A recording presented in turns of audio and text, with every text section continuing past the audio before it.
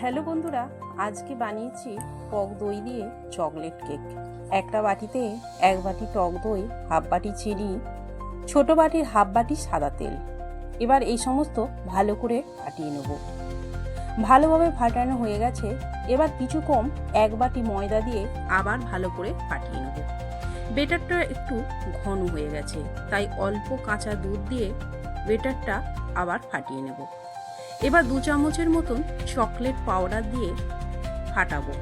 দেখুন বন্ধুরা, বেটারটা খুব সুন্দরভাবে ফাটানো হয়ে গেছে, আর বেটারের ঘনত্বটাও ঠিক এই রকমই হবে। এবার 1 চামচ বেকিং পাউডার, হাফ চামচ বেকিং সোডা দিয়ে ভালো করে ফাটিয়ে নেব। এবার একটা কেক টিন নিয়ে 1 চামচ ঘি দিয়ে ভালোভাবে কেক টিনের গায়ে ঘিটা লাগিয়ে নেব। এবার কেকের বেটারটা দিয়ে দেব। গ্যাসের ওপর একটা হাঁড়ি বসিয়ে দেবো।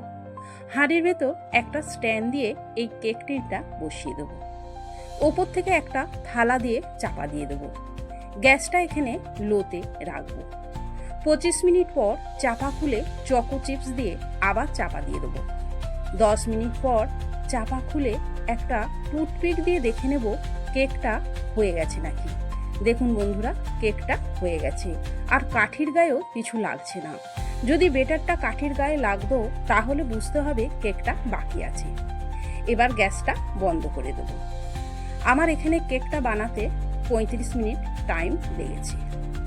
একটু পরে হাঁড়ি থেকে বের করে একটা প্লেটে পরিবেশন করে দেব।